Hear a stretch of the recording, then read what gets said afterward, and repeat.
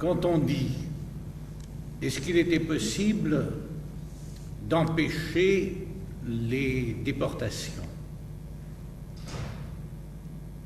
on a effectivement, en tout cas dans la toute dernière période, au moment de l'insurrection de Paris, on a obtenu que la santé soit vidée de ses prisonniers. Et dans certaines conditions, on a pu intervenir pour empêcher un certain nombre de départs. Le simple fait de l'engagement général dans les derniers mois qui ont précédé la libération de Paris a fait que cela rendait plus difficile pour les Allemands. Ils ont pourtant persévéré, mais cela rendait plus difficile l'organisation des convois allant vers l'Allemagne. Est-ce qu'il était possible d'empêcher, en général, les Allemands de faire ce qu'ils voulaient pendant la période de la guerre? Eh bien, tout dépend de savoir à quel moment vous posez la question. Il n'est pas vrai qu'il y a la guerre de 1939 à 1945 comme un tout unique. Il y a des périodes complètement différentes dans cette guerre. En 1940-41, il y a une situation. En 42-43, cette situation devient différente. En 44-45, elle change complètement. Ce n'est pas le même problème. On dit souvent, vous avez tous entendu dire, les Français ont très peu résisté. Les résistants ont été une toute petite minorité. Et la plupart des Français étaient soit pétinistes, soit attentistes. Ou ensuite, à certains moments, à la fin de la guerre, on a dit tous les Français se sont dits résistants, dans leur totalité. Qu'est-ce qu'il y a de vrai dans tout ça? Quand en 1940 et 1941, mon ami Gaston et moi, on avait assez de sentiments, d'idéal qui était le nôtre, et de projection dans l'avenir, de volonté de lutter coûte que coûte contre le fascisme. Ben, nous l'avons fait. Nous l'avons fait à tout risque. Mais la vérité, cela n'a pas une valeur exemplaire spécifique. Bien sûr que nous avions raison, mais est-ce que l'on pouvait demander à 40 millions de Français de faire cela?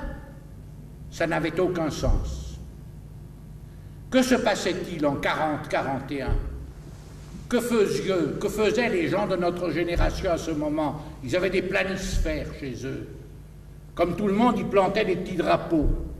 Et qu'est-ce qu'ils disaient, les petits drapeaux? Ils disaient que les armées hitlériennes, les hordes hitlériennes, déferlaient à travers l'Europe entière. Elles allaient aux confins de la Sibérie. Elles allaient à Stalingrad. Ils étaient partout vainqueurs. Bien sûr qu'il fallait s'y opposer. Mais vous voyiez les Français désarmés dans l'état où ils étaient, aller dans les steppes russes pour les arrêter? Mais les troupes mussoliniennes, les fascistes italiens, ils étaient en Afrique et ils continuaient à occuper les différents pays qu'ils voulaient. Les Japonais occupaient la quasi-totalité de l'Asie. Est-ce que cela a un sens de dire que dans une telle situation, les Français étaient coupables de ne pas avoir le sentiment de pouvoir les juguler? Ça n'a aucun sens. Si nous avions réussi, comme nous l'aurions souhaité, de rassembler des centaines de milliers de Français dans les rues, qu'est-ce qui serait arrivé? Avec les moyens blindés dont ils disposaient, ils en auraient tué des dizaines de milliers. C'est la réalité toute simple, vraie.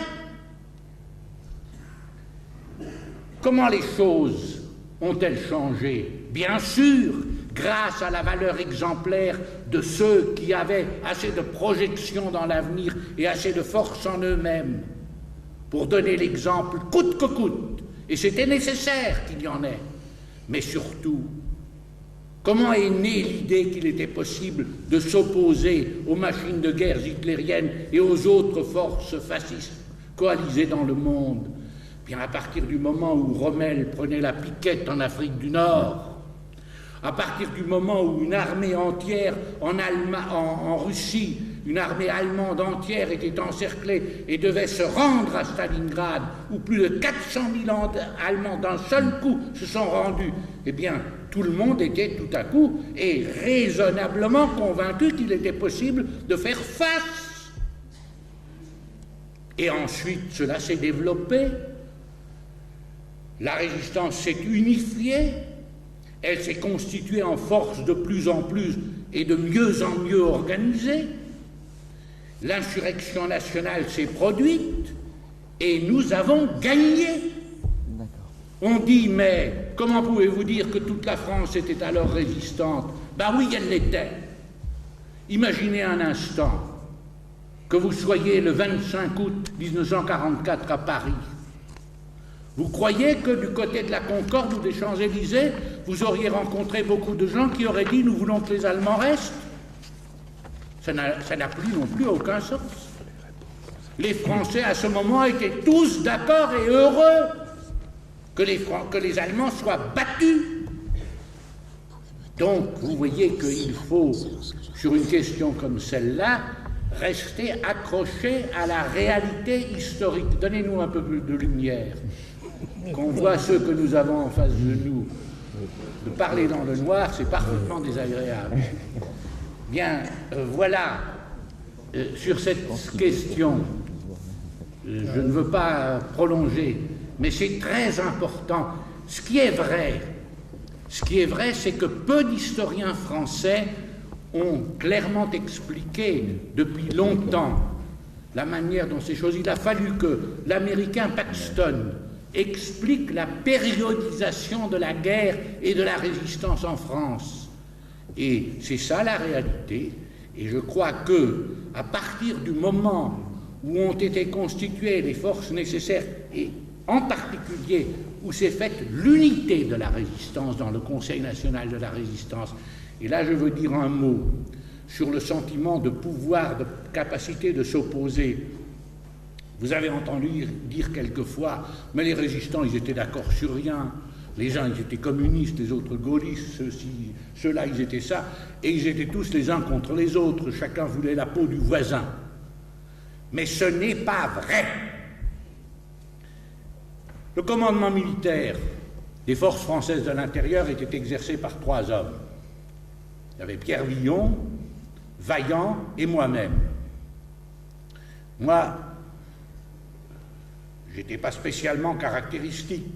Villon, vous savez qui c'est le compagnon de Marie-Claude Vaillant-Couturier. C'est un militant communiste. Moi, j'étais dans ces eaux-là. J'étais un ancien militant syndical. Mais le 3e, Vaillant, il s'appelait en réalité Jean de Vaugué. La famille de Vaugué, les plus jeunes ne savent pas ces choses, les plus anciens, quelques-uns le savent. C'est la famille Béguincet, les sucres, les champagnes. C'était un membre des 200 familles, comme on disait du temps du Front populaire. En plus, c'était un officier de la Royale, un officier supérieur de la Marine, tiré à 4 épingles. Pour moi, quand j'ai d'abord rencontré et connu cet homme, mon premier mouvement, c'était de dire, le voilà l'ennemi de classe. Donc, j'étais un peu contre lui. Et puis sont venues les batailles dans lesquelles nous étions engagés ensemble. Et qu'est-ce que j'ai vu? Cet homme-là, il était pour les combats de la libération. Et moi, toutes mes préventions sont tombées, complètement, Qu'est-ce que j'ai vu en face de moi? J'ai vu un patriote. Vous savez, les enseignants le savent bien, un patriote au sens où on l'enseigne pour la Révolution. Et cet homme des 200 familles s'en était un de patriote. Et vous croyez qu'à partir de ce moment, je l'ai considéré comme mon ennemi? Eh bien, je vous jure bien que non. Et à partir du moment où nous avons ensemble eu ce sentiment commun, eh bien, je vous garantis que nous étions assez forts. Et que quand il s'est agi de promouvoir l'insurrection parisienne et de la faire gagner, eh bien, nous étions côte à côte avec lui. Depuis que nous existons, nous partageons. Mais avec l'autre, nous avons partagé des sentiments aussi forts que cela. Et à ce moment-là, nous étions capables de battre l'armée hitlérienne à Paris et d'obtenir sa reddition. Ça, c'était le meilleur moyen de faire arrêter les déportations. En tout cas, il n'y en a plus eu à partir de ce moment-là. Excusez-moi, j'ai été un peu pris par les choses, mais c'est ce que je pense. En 1942, j'avais 12 ans. J'étais élève au lycée Condorcet à Paris.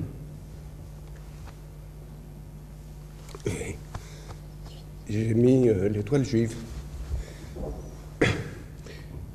Et quand je suis arrivé dans ma classe de 5e, mes camarades m'ont dit, qui avaient quoi, 12 ans, 13 ans, m'ont dit « Qu'est-ce que c'est? Tu as une étoile, qu'est-ce que c'est? Pourquoi on t'impose ça ?» Et première chose, j'ai eu 2 gardes du corps pour me permettre de descendre la rue d'Amsterdam jusqu'au train pour retourner sur la ligne de Saint-Germain. Et s'il y a quelqu'un qui te veut du mal, on est là. 12 ans. 12 ans. La deuxième chose, un jour, ils se sont tous mis, enfin une partie de mes camarades, une étoile en papier. Il y avait marqué potage dessus. Alors, c'était potage, vous savez ce que c'est, hein, ça veut dire élève dans l'argot de l'époque. Je pense que c'était un peu une plaisanterie de potage, mais c'était probablement un geste de solidarité. Et on a descendu la rue d'Amsterdam jusqu'à la célèbre salle des pas perdus la gare Saint-Lazare, jusqu'au moment où il y a des adultes qui nous disent « Vous êtes complètement fous, hein, vous allez vous faire coffrer ». Et à ce moment-là, on a eu effectivement conscience, enfin moi j'ai gardé mon étoile, mais mes camarades, que c'était peut-être pas très prudent. Voilà. Troisième souvenir, mon père donc avait l'étoile juive, avait mis toutes ses décorations de la guerre de 14-18, plus Légion d'honneur, etc. Et sur le quai de la gare, les gens venaient à tour de bras lui serrer la main. Voilà.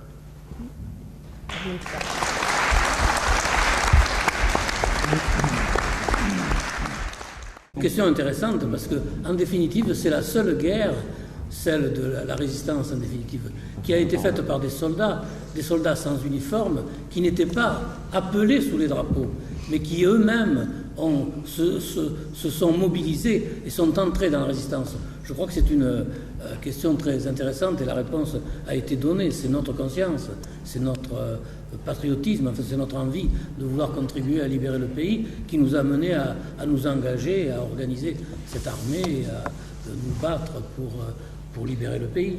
Il ne faut pas oublier, on a une exposition ici sur les camps de concentration en France, que les premiers camps ont été créés au moment où les républicains espagnols ont dû quitter l'Espagne, sont arrivés en France et on les a mis dans des camps de concentration. Le camp de Noé, par exemple, a été créé pour ça.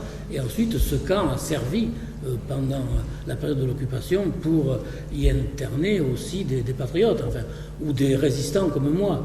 Lorsque nous avons, après 1 an de prison et un jugement par le tribunal spécial d'Aix-en-Provence. Nous avons été internés pour la durée de la guerre au camp de Saint-Sulpice-à-la-Pointe, qui était un camp aussi qui existait en France, comme beaucoup de camps dans le milieu de la France existaient, et où en 1939 on a enfermé d'abord les communistes et ensuite d'autres républicains, enfin tous ceux qui étaient considérés comme des gens dangereux pour le régime en place.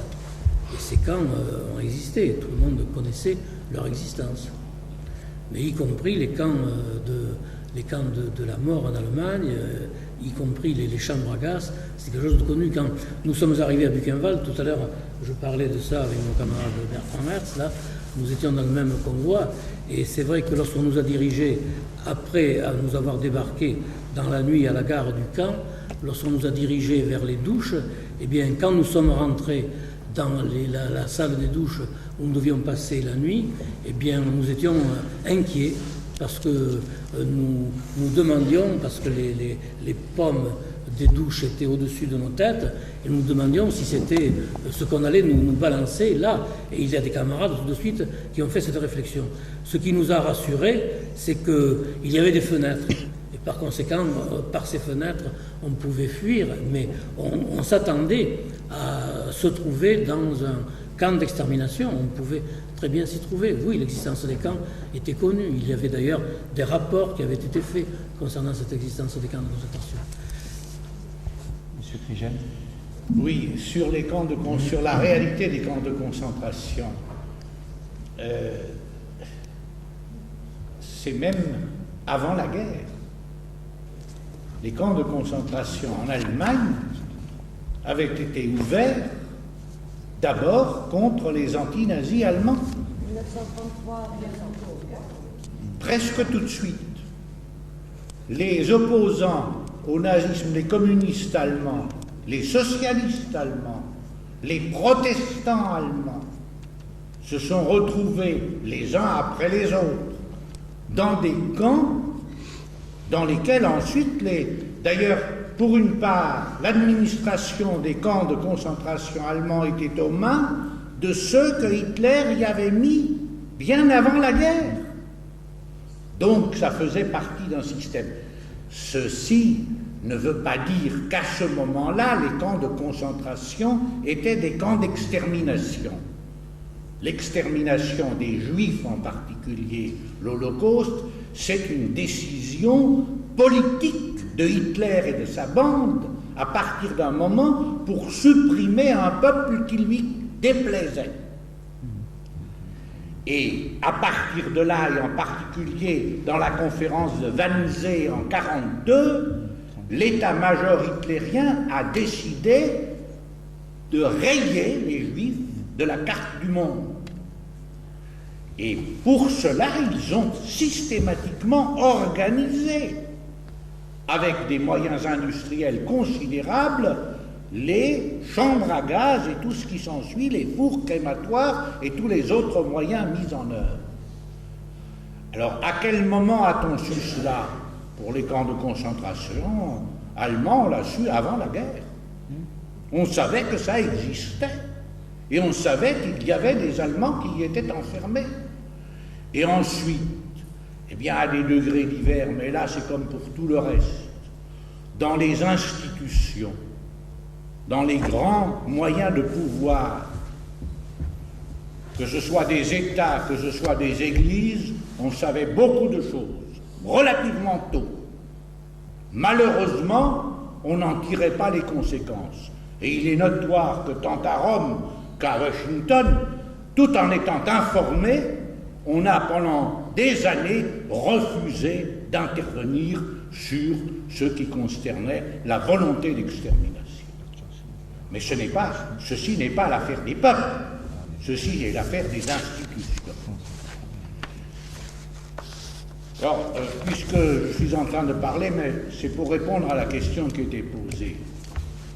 Comme je vois que l'heure avance, je vais essayer de poser moi-même quelques questions, comme ça, sous votre contrôle, et en particulier sous le contrôle des plus jeunes d'entre vous. Bien, D'abord, je suis très satisfait que la tonalité majeure de cette soirée soit l'évocation des camps. J'ai quelques ennuis avec mes genoux, mais tout à l'heure j'ai dû changer de place parce que j'ai vu dans les films qu'on vous a montrés ce qu'évoquait mon ami Gaston Viens, ce qu'évoquait le peintre que vous avez vu, mon ami de plus de 30 ans, Boris Stavritsky. Quand je suis à Paris, je le vois toutes les semaines, depuis toujours. Donc, ce qu'il a dit tout à l'heure sur l'horreur des camps et sur l'horreur indicible, non communicable malheureusement, c'est le sentiment profond auquel j'adhère totalement, et je pense qu'une soirée comme celle-là, c'est bon que cela soit la note dominante. Mais comme on m'a convié à titre de résistant, voilà les quelques questions que je voudrais rapidement, si vous en êtes d'accord, et vous allez le dire si vous trouvez que ce n'est pas ça. Il y a 3 questions que je veux très rapidement élucider devant vous, et en particulier, je m'excuse auprès de ceux qui partagent mes cheveux blancs, mais eux savent beaucoup de choses. Ce qui est important, c'est que les plus jeunes se saisissent de cette réalité. Et ils en ont envie, pour autant que j'ai pu vérifier depuis 1 an. Première question. Est-ce qu'il était utile de résister? Est-ce que cela servait à quelque chose? C'est une vraie question. Deuxième question. Est-ce que ça a servi quelque chose pour l'issue de la guerre, telle qu'elle s'est déroulée? Ça aussi, c'est important. Comment peut-on envoyer des gens, et en particulier des jeunes, à la mort, si cela n'est pas utile au pays? Et la troisième question, est-ce que de tout ce que nous évoquons là, à l'heure qu'il est, il reste quelque chose au profit de la France? Il y a bien d'autres questions, mais j'ai choisi celle-là pour essayer d'éclairer ce temps-là. Quand le débarquement s'est produit, quelle a été la prise de position des états-majors alliés à ce moment-là? Ils étaient convaincus qu'ils arriveraient à mettre le pied sur le sol français. Mais ils se posaient des questions, non pas pour les premiers jours, mais étant donné le dispositif militaire allemand, ils étaient très inquiets de la possibilité de concentration de forces blindées du Nord et de toute la France, dont les Allemands disposaient encore, pour revenir et, le cas échéant, rejeter à la mer les forces débarquées. Comment cela s'est-il passé dans la réalité? Il y a d'abord eu, on le sait maintenant, les choses sont connues, l'accord entre les états-majors alliés et la résistance intérieure sur l'organisation d'un certain nombre de plans qu'on a appelés le plan bleu, le plan vert, qui consistait dans la destruction des moyens ferroviaires, des moyens de communication. Il y avait même un plan tortue qui concernait directement les divisions blindées allemandes. Or, que s'est-il passé? Il s'est passé que ces plans, selon les affirmations des états-majors alliés, ont été remplis très au-delà de ce qu'ils espéraient, et que cela a abouti à l'impossibilité de la concentration des forces allemandes sur les points du débarquement. Il y a un exemple que vous connaissez en fait tous, la division d'Asreich, qui était dans le midi de la France, qui est remontée, qui entre-temps a fait les méfaits de Radour et d'autres. Cette division devait arriver sur le front du débarquement en 2 ou 3 jours. Elle n'y est jamais parvenue. Et cela, c'était du fait de l'action de la résistance intérieure. Il y a un exemple tout aussi évident qui montre l'efficacité de cette action. Et c'est le deuxième point sur les effets de cette action. C'est ce qui s'est passé pour Paris. Quelles étaient là encore les prévisions de l'état-major allié? Ils n'avaient pas prévu de marcher sur Paris, ils avaient prévu d'encercler Paris, sans y entrer. Et dans les prévisions parfaitement exactes des états-majors alliés, qu'est-ce qu'on escomptait? On escomptait d'y arriver à la fin de l'année 1944. Il y a une conversation maintenant historiquement connue entre Churchill et le général Eisenhower qui commandait les forces alliées. Et dans cette conversation, Churchill dit à Eisenhower, si vous arrivez pour Noël à Paris, ce sera extraordinaire. Or, vous savez bien que c'est en août que ça s'est fait. Cela est le résultat direct de l'insurrection parisienne. Imaginez un peu qu'il ait fallu attendre plus de 4 mois pour la libération de Paris. Vous vous imaginez les destructions matérielles et les pertes en vie humaine qui en seraient résultées? Cela aurait été tout différent, et non seulement on aurait perdu des mois, mais la situation militaire des Alliés aurait été beaucoup moins bonne. Et ceci est l'évidente nécessité d'intervenir à ce moment dans les conditions où ça s'est fait. C'est vrai qu'on a vérifié ce que De Gaulle avait dit antérieurement. La libération nationale est inséparable de l'insurrection nationale. Et l'insurrection nationale a montré qu'en se déclenchant et en étant victorieuse, elle était un élément décisif de la libération nationale. Mais il y a un autre aspect qui est tout aussi important, sinon plus.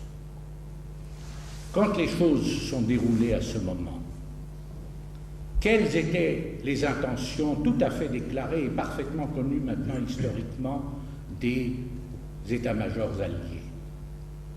Il était prévu qu'au fur et à mesure de l'avance des troupes alliées débarquées, la France serait administrée par une administration militaire qui s'appelait l'Amgot, et le général Buys, qui a fait une conférence comme celle que nous faisons ce soir avec moi, a raconté, quand j'évoquais ces faits, qu'il avait travaillé avec des officiers supérieurs américains en particulier, qui lui ont sorti de leur portefeuille les ordres de mission comme maire des grandes villes ou comme préfet d'un certain nombre de départements français.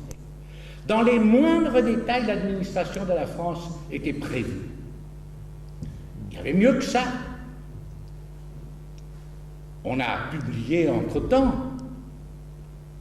la monnaie que l'administration américaine avait prévue, c'était des billets verts, des billets de dollars formulés en francs, qui étaient prévus pour servir de monnaie en France. C'est-à-dire que la France n'aurait pas eu pendant cette période sa monnaie. Puis l'amgote, la monnaie et tout le reste, c'est tout à coup perdu dans les sables. Pourquoi? C'est pas un miracle. C'est tout simplement qu'à partir du moment où a eu lieu l'insurrection parisienne et puis tout ce qui s'est passé dans l'ensemble de la France, ça devenait tout simplement impossible. Et qu'on a bel et bien reconnu le gouvernement provisoire de la République française présidé par le général de Gaulle. Et vous pouvez prendre le problème par quelques bouts que vous voulez.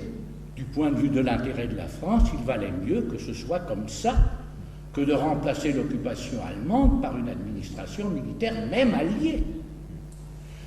Donc, sur ces deux points, vous voyez qu'il était important de s'engager d'une part et de mener à terme cette entreprise. C'était donc pas mal. C'est pas mal du tout. Mais est-ce qu'il en est resté quelque chose?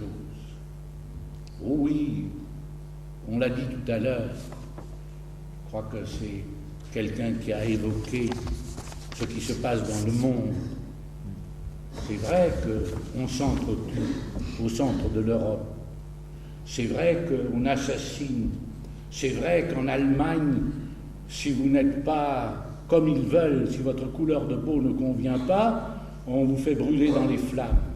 C'est vrai qu'il y avait des ministres fascistes au gouvernement d'Italie il n'y a pas longtemps. Tout ça, c'est vrai. Mais je crois qu'une jeune l'a dit tout à l'heure dans le film, quand même, les gens sont mieux prévenus qu'ils ne l'étaient. Le fait que les gens sachent ce que ça coûte. On a parlé d'élections il y a quelque temps. J'ai été très frappé par une chose. On a de nouveau un certain nombre de gens qui se laissent aller à n'importe quel vote. Oh, nous avons voulu que le vote soit libre. Et nous avons engagé notre vie pour ça, que chacun, selon son opinion, sa préférence, vote comme il veut. Et ça vaut la peine de se faire tuer pour ça. Mais il faut quand même être comptable de ce qu'on fait. Ceux qui ont voté pour Hitler dans les années 30, est-ce que vous croyez qu'ils étaient innocents du fait de ce qu'ont subi nos camarades dans les camps de concentration? Eh bien non, ils en sont responsables. Et ce qui était vrai pour les Allemands, chez eux, pour ceux qui ont voté Hitler, c'est vrai partout. On est comptable de ce qu'on fait, on est responsable de ce qu'on fait. Cela n'empêche pas l'affirmation de la liberté totale. Mais il ne faut pas que la liberté soit sans responsabilité. Il ne faut pas qu'elle soit de nature à permettre n'importe quoi, n'importe comment. Et je reviens à ce que j'ai dit. Est-ce que ça servait les intérêts de la France, ce qui s'est produit alors? Eh bien oui, ça servait. Quand nous sommes sortis de la guerre, il s'est produit des modifications considérables dans l'état social du pays. Le programme du Conseil national de la résistance a bel et bien été mis en œuvre sur un certain nombre de points. Cela n'avait jamais été fait auparavant, mais dans la Constitution française, sur la base du programme du CNR, on a inscrit le droit au travail. Eh bien oui, il existe dans la Constitution française d'ailleurs, une récente querelle électorale a montré qu'on commence à se rendre compte qu'on ne peut pas vivre en France normalement si ce droit n'est pas respecté. Ce n'est pas le seul fait. L'ensemble des droits sociaux, l'accès aux soins, la sécurité sociale dans tous ses aspects. Il existait, avant la guerre, quelques éléments d'assurance sociale, mais le système général de sécurité sociale, c'est clair, il est fille de la résistance. Et si on a connu ce qu'on a appelé les 30 glorieux, c'est-à-dire la possibilité d'un développement économique relativement considérable, croyez-vous que ce serait produit si l'économie n'avait pas été garantie par la possibilité du plus grand nombre de se soigner normalement quand ils en ont besoin? Quand on l'a mis en œuvre, j'étais président de la commission de la justice à l'Assemblée nationale à ce moment-là. Je me rappelle encore, comme si c'était hier, un certain nombre d'hommes réactionnaires qui disaient « Mais vous êtes fous! La France est complètement ruinée, vous voulez lui imposer une charge supplémentaire. » Nous n'avions pas beaucoup d'arguments, mais nous avons dit « L'histoire nous départagera » et l'histoire nous a départagés. Cela a profité à la France. Je vais vous donner un autre exemple. Je parle pour les gens de ma génération. Quand nous étions jeunes, que se passait-il? Il y avait très peu, une quantité tout à fait minoritaire des salariés français qui avaient droit à la retraite. La très grande majorité n'avait droit à rien. Il arrivait encore que des vieilles gens meurent de faim. C'était la réalité vécue. Et quand ce n'était pas le cas, on se battait dans les familles parce que quand il n'y avait plus rien pour les vieux comme revenu, entre les enfants, on se disait, mais chacun doit donner une petite part, et on se querellait pour savoir quelle serait cette part. Bien, je ne dis pas que c'est le paradis, mais je dis qu'un système général de retraite, c'est mieux que cela. Et une autre chose, je parle sous le contrôle des enseignants. Rappelez-vous, bien d'abord l'extraordinaire développement de l'enseignement supérieur en France, mais c'est dans le programme du Conseil national de la Résistance qu'est inscrit le droit pour tous les enfants, quelle que soit la situation de leurs parents, d'avoir un droit égal à l'instruction et à l'enseignement.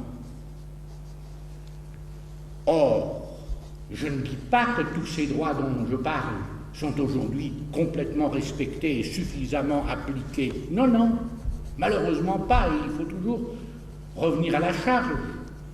Mais ces choses dont je parle se sont introduites dans la vie sociale de la France. Ils font partie de la réalité sociale de notre pays. Et ils se sont inscrits à la suite de ce qui s'est passé dans la solution de la Deuxième Guerre mondiale. Cela est advenu parce que le fascisme a été battu à la fin de la Deuxième Guerre mondiale. Et c'était par ça que je voulais terminer ces questions que je me suis posées en votre nom, auxquelles j'ai répondu oui, c'était un élément nécessaire du développement historique de la France. Oui, cela a permis à la France de retrouver non seulement la liberté, mais sa place dans le concert des nations. Et enfin, cela a apporté à la France un souffle social dont elle a fichtrement besoin à l'heure qu'il est. En Allemagne, c'était la crise et le juif était responsable de tout. C'était lui qui était responsable de la crise, responsable du chômage, etc. De même aujourd'hui, les Arabes, moi, je fais le parallèle un peu, je l'ai fait d'ailleurs dans mon allocution le 8 mai, là, avec ce qui s'est passé à Paris l'autre jour, quand Le Pen a fêté son succès, enfin, aux élections législatives, avec son défilé chez Jeanne d'Arc. Le jeune homme, enfin, parce que c'est un jeune homme, 30 ans, le Marocain qui a été jeté à la Seine, enfin, qui a été frappé par les 3 skinheads, là, par les 3 brutes, c'est uniquement parce qu'il était né au Maroc, en définitive, qu'il est allé dans la Seine. Et moi, j'ai rencontré des camarades qui vivent dans le quartier où il avait son épicerie. Et ils m'ont dit qu'ils le connaissaient personnellement, ils le voyaient tous les jours. Enfin, c'était quelqu'un de très serviable, qui était d'une gentillesse extraordinaire, enfin, qui posait aucun problème. Et bien là, il se baladait sur les bords de la Seine, les skinheads l'ont vu et l'ont frappé et l'ont jeté dans la Seine. De même qu'en Allemagne, quand on a les pogroms contre les juifs, c'était uniquement parce qu'ils étaient nés juifs et on les rendait responsables de la situation. Alors après les juifs, il y avait les tziganes, parce que dans les camps comme à Buchenwald, il y avait un grand nombre de tziganes. On vient d'inaugurer un monument là-bas à la mémoire des tziganes qui sont morts à Buchenwald. C'est uniquement parce qu'ils étaient nés tziganes, c'était ça, en définitive, le racisme, le nazisme. Et puis, oui, après il y a les Russes, après il y a... Vous savez, quand on commence, en définitive, c'était la race supérieure, c'était la race allemande, et les autres, c'était l'ennemi. Donc, alors moi, en ce qui concerne l'avenir, moi, j'ai pas peur. Je crois que moi j'ai peur de ce qui s'est passé, j'ai peur pour avant en définitive, mais non, maintenant je crois qu'il y a une prise de conscience, enfin, et mais il faut que cette prise de conscience se développe. Par exemple, moi je pense qu'il y a eu, après l'assassinat du 1er mai à Paris, une grande manifestation. Moi je pense qu'il faut vraiment qu'il y ait des réactions. Et je partage l'opinion de Kriegel. Je crois qu'il faut que les gens se rendent à l'évidence. Enfin, Le Pen, le fascisme, c'est pas une opinion politique, c'est un crime. Enfin, c'est porteur de crime. Il faut qu'on le sache. Et je crois que dans notre ville, et dans toutes les banlieues d'ailleurs, on fait de gros efforts. Nous, ici à Orly, il y a longtemps que nous avons dit que nous construisions une ville avec tous les Orlysiens, quelle que soit leur origine, quelle que soit l'origine de leurs parents, ils appartiennent à notre communauté et ils doivent être respectés à ce titre. Ils ont les mêmes droits et les mêmes devoirs, et je crois que ça, c'est très important. Et il ne faut pas permettre, en définitive, qu'on puisse, que puisse se développer le racisme, en définitive. C'est le racisme qui a conduit à ce que nous avons connu, et je pense que c'est la leçon que nous devons tirer. Et moi, c'est à ça que j'appelle les Orlysiens, à ne pas permettre que le racisme puisse se développer dans notre pays, et c'est comme ça qu'on pourra construire un avenir meilleur. Il n'y a pas d'autre exemple dans l'histoire d'un État, d'un des États les plus puissants du monde, qui met en œuvre tous les moyens dont il dispose pour supprimer un peuple entier. C'est vrai que les guerres sont horribles, comme le disait Hugo, depuis 6000 ans la guerre plaît au peuple querelleur. Et il y a eu assez d'horreurs accumulées comme ça. Ça ne veut rien leur enlever, mais là, il y a quelque chose de plus, il y a quelque chose d'autre, qui va au-delà de ce que l'on a connu dans les autres affrontements, aussi horribles, aussi barbares soient-ils. Est-ce qu'à partir de là, et compte tenu de ce que l'on voit à droite et à gauche, l'avenir fait peur? Excusez-moi, je vais employer ce que l'on appelle chez les philosophes l'argument d'autorité. Je suis un très vieux monsieur qui a dépassé les 80 ans. Et il vient un moment où plus rien ne vous fait peur. Mais ce n'est pas la raison pour laquelle je n'ai pas peur. La raison pour laquelle je n'ai pas peur, quand vous me posez la question, vous avez l'air de dire que devant tout ce que l'on voit dans le monde, on peut avoir un sentiment d'impuissance. Eh bien, vous avez tort. Nous en avons parlé entre nous. Et c'est un argument tout simple que je vais vous donner. C'est vrai qu'il y a des horreurs, et c'est vrai qu'il y a des choses qui devraient marcher autrement, et il faut essayer de s'en occuper. Mais vous croyez que ce que vous voyez actuellement dans le monde, c'est pire que ce que l'on a connu en 1942 ? Vous vous imaginez le monde de 1942 ? Vous savez bien, la plupart d'entre vous n'y étaient pas. Mais vous pouvez nous en croire. La France avait faim. La France avait froid. La France était dans l'absence de toute perspective immédiatement concevable. Eh bien, au-delà de la peur, les choses se sont passées. Rendez-vous compte, entre cette nuit de 42 et 44, il n'y a jamais que 2 ans. Si on vous promettait un pareil changement d'ici 2 ans, n'est-ce pas que vous accepteriez? Donc, il n'y a aucune raison de désespérer du monde. J'ai évoqué tout à l'heure un certain nombre de choses qui sont entrées dans la vie sociale de la France. Nous, ceux de mon âge, quand nous vous regardons, je vais vous faire un petit aveu, j'ai un petit-fils qui a moins de 10 ans. Quand il se met à tripoter les appareils d'aujourd'hui, je m'en vais pour qu'il ne puisse pas s'apercevoir que je ne comprends rien. Mais dans une série de domaines, le monde dans lequel vous êtes, il en sait beaucoup plus que nous en savions. Il y a 10 fois plus de jeunes Français qui sont dans l'enseignement supérieur que de mon temps. Dieu sait si c'est encore injuste et que les enfants des ouvriers ou des petits employés ont encore une difficulté d'accès à l'enseignement supérieur pour des raisons économiques et diverses et sociales. Mais cela n'empêche pas qu'il y a aujourd'hui dans l'enseignement supérieur plus d'enfants de ces catégories qu'il n'y avait d'enfants français dans l'enseignement supérieur au total de mon temps. Ça ne compte pas pour rien. Vous êtes mieux armés. Vous en savez plus que nous le savions. Vous avez des raisons, vous avez des moyens d'affronter le monde difficile. C'est vrai que sur un certain plan, j'ai du mal à vous regarder avec vos moins de 20 ans, quand je pense qu'on vous promet un avenir sans emploi. Eh bien, je vous le dis comme je le pense, je suis honteux que nous ne soyons pas arrivés à un meilleur résultat jusqu'à maintenant. Mais c'est à vous de vous en occuper. Dans les conditions de la guerre, il y a un certain nombre ont pris l'initiative de faire ce qu'il fallait faire. Aujourd'hui, c'est pareil. Ce n'est pas les gens de mon âge qui régleront les problèmes. C'est votre affaire. Et il s'agit de vous prendre en main. Quel message? Le voilà, le message. Maintenant, très souvent, ça me met hors de moi. Quand quelqu'un a moins de 30 ans, on le prend pour un bébé. Nous, à 30 ans, on nous demandait de diriger les moyens militaires de la France. Et nous l'avons fait. Et c'est vrai qu'il est temps de laisser les jeunes prendre leurs affaires en main.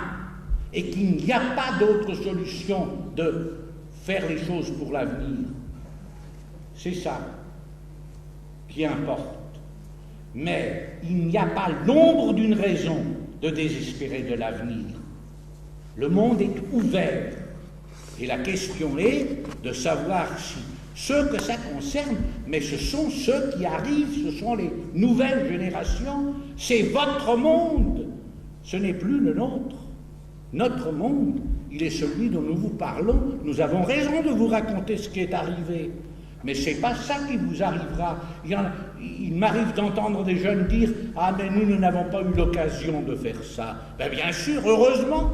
L'une des raisons, on dit quelquefois pourquoi les anciens, y compris les déportés, ont si peu parlé.